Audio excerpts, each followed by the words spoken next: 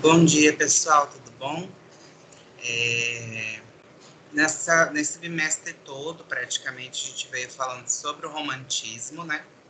E aí hoje eu decidi gravar uma aula para a gente fechar esse assunto. Na verdade, a gente teria 1 milhão de coisas para falar, né? Nós não temos esse tempo. E eu gostaria de discutir com vocês algumas leituras que, desse modo online, fica muito difícil de fazer. Mas eu decidi gravar essa aula para a gente retomar tudo, fazer um fechamento legal, para quem ficou um pouco perdido em algum momento, conseguir se encontrar. E aí, se vocês tiverem alguma dúvida, me procurem. Bom, pessoal, então nós falamos sobre o romantismo, que é uma estética artística literária do início do século XIX. E mais do que talvez de todas as estéticas literárias, o romantismo é o que vai mais além, porque ele é um espírito de época. A gente pode dizer que as pessoas do século XIX como um todo, do início do século XIX, estavam imbuídas culturalmente, emocionalmente pelo espírito romântico. E apesar de eu ter colocado esses coraçõezinhos aqui, romantismo não necessariamente quer dizer amor, né? A noção de romantismo não necessariamente está relacionada a amor. A gente tem a expressão amor romântico, né? Que é aquele amor idealizado, mas o romantismo vai muito além do que só amor, tá? E a gente vai tentar falar um pouquinho disso hoje. Vocês já devem ter visto nas outras aulas que eu indiquei para vocês. Bom, um primeiro ponto legal da gente falar é da liberdade como uma necessidade espiritual. Então, o romantismo vai falar muito sobre liberdade. É o que os românticos vão prezar muito. A liberdade na produção artística, a liberdade na vida. A gente tem que pensar que o romantismo está ali naquele momento em que o homem saiu da Idade Média, ele passou pelo Renascimento e ele está ali vivendo o início, né, o auge do capitalismo, na verdade, não é nem o início, né, o auge do capitalismo. Então, o liberalismo, que é aquela corrente econômica que vocês estudam na geografia, na história, o liberalismo ele traz consigo não só a questão do livre mercado, do livre comércio, mas também da liberdade, da liberdade de escolha, do homem poder ter escolhas, né? Tanto economicamente, de poder escolher um produto ou outro, quanto liberdade de ser quem ele quiser ser, né? Então, esse momento, ele vem com isso. Claro que resguardadas as proporções, né? A liberdade que a gente fala lá no século XIX não é a mesma liberdade que a gente fala hoje no século XXI. Essa é uma obra emblemática, né? Romântica, que se chama Liberdade Guiando o Povo, do Eugène Delacroix. Né? Essa obra é gigantesca, essa é uma marca da obra de arte romântica, é ser muito grande, né? E aí a gente observa essa noção de liberdade, a gente vê os tecidos soltos, né? A própria figura da mulher aqui, com os seios de fora, mostrando a liberdade mesmo, e o povo sendo representado, né? A gente vai ter as obras românticas, elas vão versar em uma de suas vertentes nessa noção de liberdade mesmo, das revoluções populares. Tá? Aqui a gente tem uma outra obra também, A Bausta da Medusa, do Géricault, que também vai trazer a gente observa sempre muitas pessoas, né, amontoadas. Essa obra em particular, ela tem uma história bastante interessante que vocês podem pesquisar depois. E numa outra vertente, a gente tem essa obra, né, O Viajante sobre o Mar de Nuvens, do Caspar David, que mostra aí uma outra vertente do romantismo, que é a questão da solidão, da introspecção, do subjetivismo, né, da pessoa olhar para dentro de si, né, que também é uma questão bastante forte para o romantismo, né. E do homem, né, vocês percebam, ele está acima das nuvens, então o homem tem o poder sobre tudo, o homem é forte, né, então é o homem que domina a natureza, né, o homem está ali acima de tudo.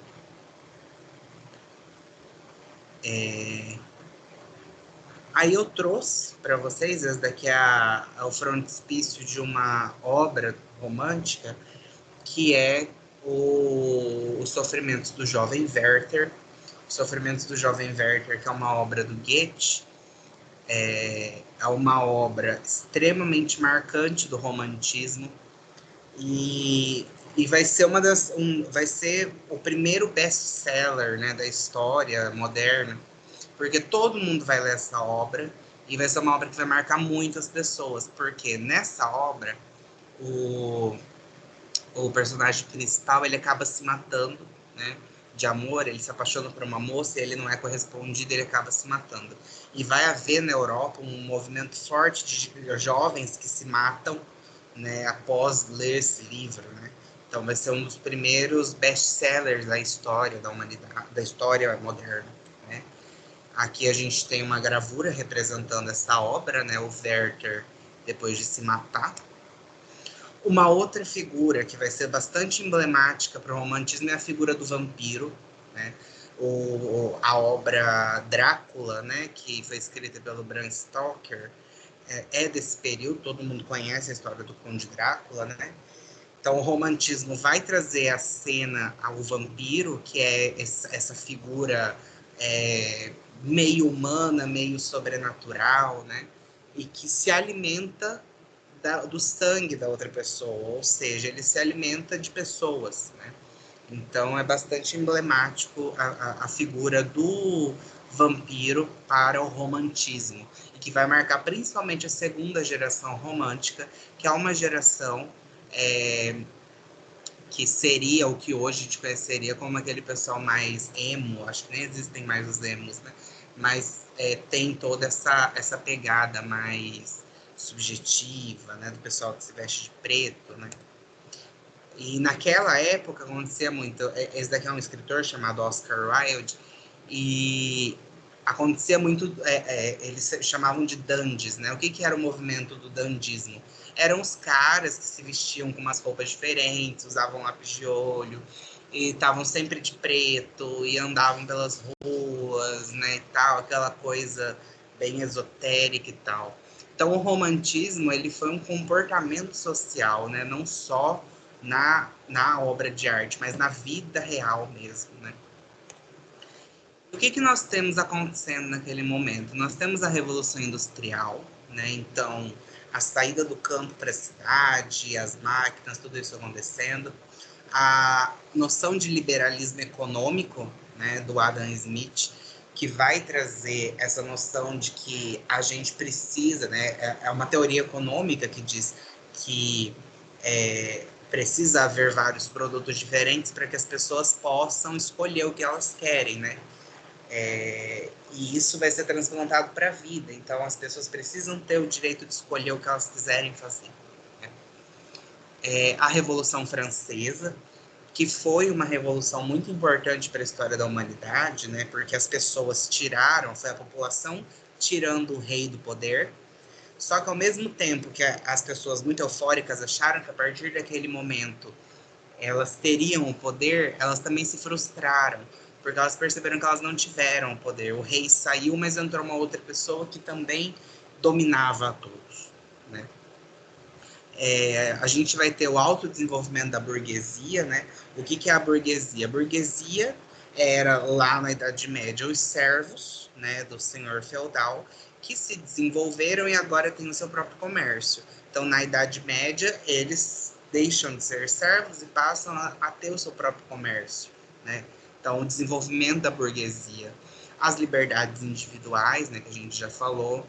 A relativização do poder. Então, tirar o poder da mão do rei e separá-lo, né? A gente vai ter lá os 3 poderes que o Montesquieu vai propor, né?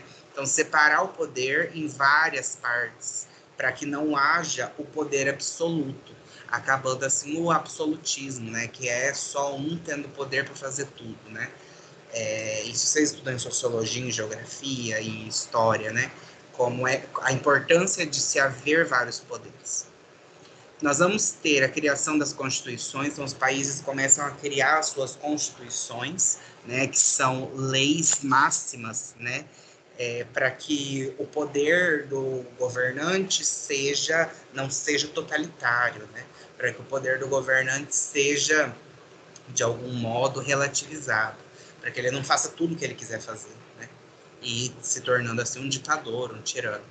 E a gente vai ter o voto, né, a instituição do voto. Se antes o rei era escolhido pelo sangue, então é rei porque era filho de rei e tal, agora não, agora nasce aí, nesse momento, as primeiras formas de se escolher o seu representante. Nós temos também os movimentos de independência, né, por toda a Europa e até aqui na América Latina. A gente tem que lembrar que a nossa independência aqui no Brasil é no dia 7 de setembro de 1822, a Europa também começa a se organizar em países, né? Deixa de ser reinos gigantescos e começa a se dividir em países menores, criando assim uma noção de identidade. É nesse momento que esses países que acabaram de nascer, né, de se dividir, vão tentar descobrir o que é que nos faz ser um país, né? Então a Alemanha, que acabou de nascer, vai pensar: o que é que nos faz alemães? Os italianos vão pensar: o que é que nos faz italianos? Aqui no Brasil, nós vamos pensar: o que é que nos faz brasileiros? E aí, na arte, vai se buscar isso, vai se buscar uma identidade, né? O que é que nos faz ser brasileiros, né? Aqui no Brasil, por exemplo, o índio vai ser escolhido como a figura que mais representa a brasilidade, né? Cada país vai desenvolver isso de uma forma diferente. Então, as grandes características, né, pensando aí que nesse momento de efervescência, muita coisa acontecendo ao mesmo tempo, a gente vai ter o individualismo, ou seja, é o homem que deixa de pensar Deus sobre todas as coisas, então, e passa a pensar em si mesmo, né, criando aí a noção de singularidade, ou seja, o que é que eu tenho de especial? Né? Então, no romantismo é que as pessoas começam, né, principalmente na literatura, a pensar: o que é que eu tenho de diferente do meu colega aqui do lado? O que é que cada ser humano tem de especial, né? Assim, busca-se essa noção de originalidade. Originalidade no sentido de origem, de onde eu vim, o que é que eu sou, né? O que é que eu tenho de essência. E, a partir disso, né, como você já deve ter estudado nos anos anteriores, as estéticas anteriores, como o barroco e o arcadismo, tinham regras de criação. Então, você só podia criar poema desse jeito, você só podia escrever desse jeito, você só podia pintar uma tela desse jeito. E o romantismo traz essa liberdade de criação e de expressão, né? Então, não há regras, eu vou criar do jeito que eu achar que eu tenho que ser. O nacionalismo é uma característica forte, justamente pelo que eu acabei de falar, né? Os novos países estão nascendo, então eles precisam tentar descobrir o que é que eles têm de especial, o que é que torna cada país um país. E a quebra com o clássico, né? Que vai ser a grande expressão do ímpeto e rebeldia, né? Que eles têm uma expressão em alemão para isso. O romantismo é uma estética que nasce na Alemanha, tá? O ímpeto e rebeldia, que é o Sturm und Drang. Eles vão colocar a emoção acima da razão. A gente tem que lembrar que antes do romantismo nós tivemos o arcadismo, né? O arcadismo era uma estética que colocava a razão acima da emoção. E os românticos vão pensar: olha, a razão não tem nos levado para lugar nenhum, nós temos que buscar quem nós somos, a nossa essência. Né? Então eles vão colocar a emoção acima da razão. E a ascensão do gênero romance. Até o arcadismo nós tínhamos apenas poesia sendo publicada. É a partir do romantismo que se nasce o romance, que é um texto narrativo longo, né? Todo mundo já deve ter lido um romance em algum momento da vida, né? Eu espero que tenham lido. Então, os romances, as histórias longas que vêm em livros, escritos em prosa. O que é prosa? Chegar até o final da linha, né? Então, é no romantismo que o romance vai ter seu auge, né? E a gente tem que lembrar, né, pessoal, romance não é necessariamente história de amor entre duas pessoas, tá? Romance é o nome daquele gênero que pode ter amor, pode não ter, tá? Mas é uma história longa. Além disso, que outras características que a gente vai encontrar? O sentimentalismo, né? Então, a gente vai encontrar, principalmente na segunda geração, o sentimentalismo. O escapismo, que é a fuga da realidade. Na segunda geração isso fica muito forte, né? E para onde, se a gente está aqui nesse mundo, para onde que a gente foge? Ou a gente foge para o sonho, então a gente vai ter poemas que vão se passar em sonhos e tal, ou a gente foge para a morte, a gente vai encontrar poemas que vão falar muito sobre morte, ou para a idealização, né? Criar um mundo paralelo, criar, né? A idealização da mulher é muito forte, né? Com isso, a subjetividade, né? Pensar a subjetividade, que é o contrário da objetividade, a subjetividade, encontrar em si a essência da vida, né? As obras românticas, elas são publicadas, sobretudo em jornais, em folhetins, né? Diariamente são publicadas um pedacinho da história. E o romantismo é responsável pela popularização da literatura, porque a partir do momento que a literatura está lá no jornal, todo mundo consegue ler, né? E a gente vai observar a preferência por acontecimentos cotidianos. Antes do romantismo só se narravam grandes acontecimentos, né? E aí o romantismo começa a trazer histórias da vida comum. A temática maniqueísta é muito forte. O que é isso? É o bem versus o mal. Então, a gente sempre vai ter a mocinha que sofre, mas que no final fica tudo bem, ou não também. É sempre a luta do bem e do mal.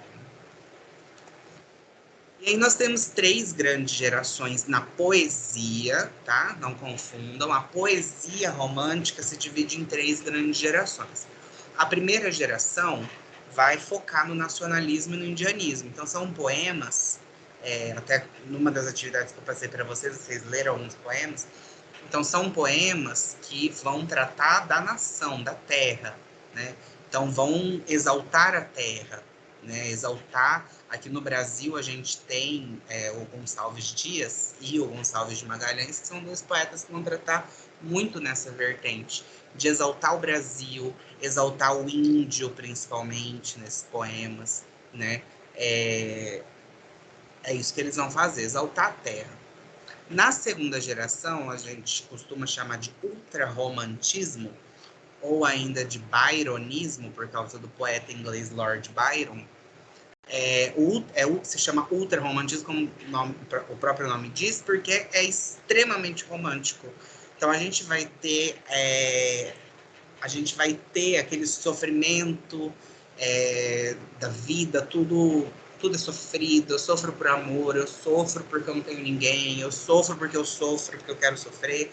E aí vai ser muito forte a fuga da realidade. Então a gente vai ter o encontro com a morte, a gente vai ter o sonho, a gente vai ter imagens noturnas. Então geralmente os poemas da segunda geração se passam à noite ou dentro de uma caverna. Sempre essa coisa mais obscura, né? E a gente tem, inclusive, a imagem do demônio, né? O satanismo é uma referência do ultrarromantismo também, tá? Então, o demônio que vem puxar o pé da pessoa à noite. E a terceira geração, que a gente chama de condoreirismo porque o condor é um pássaro que voa e vê tudo por cima, que já são poemas que caminham para a próxima estética, que é o realismo, tá? Então, o condoreirismo ele vem no sentido de criar uma poética, né, uma poesia que vai tratar de questões sociais, principalmente naquele momento histórico do Brasil, a abolição da escravidão, né? A gente tem que lembrar que nós estávamos vivendo ali a escravidão e já começava a se discutir, o mundo todo já estava abolindo, o Brasil ainda não. Então, esses poemas vão falar muito sobre a abolição da escravidão, né? Porque já que o romantismo é uma estética da liberdade, então por que existem escravos, né? Então eles vão discutir muito isso, né? A temática mais social na terceira geração.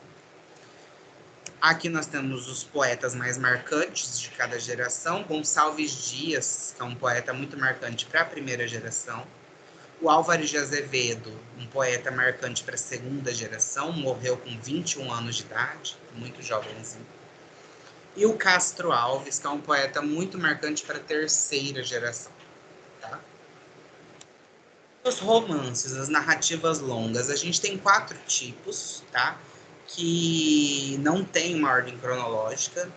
São 4 tipos. Nós vamos ter o romance histórico, que naquela tentativa de tentar mostrar qual é o país, quais são as características do meu país, né, aquela coisa nacionalista, os romances históricos vêm tentando contar a história do país, né, alguma história de algum momento específico do país, né. Os romances urbanos ou de costumes, que são aqueles que se passam na cidade, principalmente no Rio de Janeiro, né, o foco principal do romance urbano. Então, as histórias que se passam ali na cidade, né, as problemáticas da cidade e tal. O romance indianista, que são aqueles que vão ter o índio como protagonista, né, o maior exemplo é Iracema, que inclusive acho que todos têm que ler, a Iracema, do José de Alencar. E o romance regionalista. É interessante a gente falar aqui, porque no terceiro ano vocês vão falar de modernismo, e lá novamente aparece o regionalismo. Mas lá é um regionalismo diferente. O regionalismo do romantismo é qualquer obra que se passe fora do Rio de Janeiro. Tá? Então, tudo que se passa fora do Rio de Janeiro vai ser considerado regionalista. Tá? Tudo que se passa fora do Rio de Janeiro é regionalista. Então, a gente tem, por exemplo, uma obra do Visconde de Toné que se chama Inocência, que se passa aqui em Cuiabá. Uma obra desse período, lá, 1800 e pouquinho, e ela se passa em Cuiabá. E aí é uma obra regionalista. Os 2 maiores exemplos de escritores desse momento são o José de Alencar e o Joaquim Manuel de Macedo. O José de Alencar, ele vai escrever todos esses tipos de romance. Então, ele é o maior representante do romantismo brasileiro. Ele vai ter romance histórico, romance urbano, romance indianista, romance regionalista. O Joaquim Manuel de Macedo, ele vai focar no romance urbano, tá? Mas vários romances urbanos. O maior clássico do Joaquim Manuel de Macedo é A Moreninha, uma obra bastante famosa, tá? Bom, pessoal, espero que tenha sido proveitoso. Se houver dúvidas, me chamem, tá bem? Um abraço. Tchau, tchau.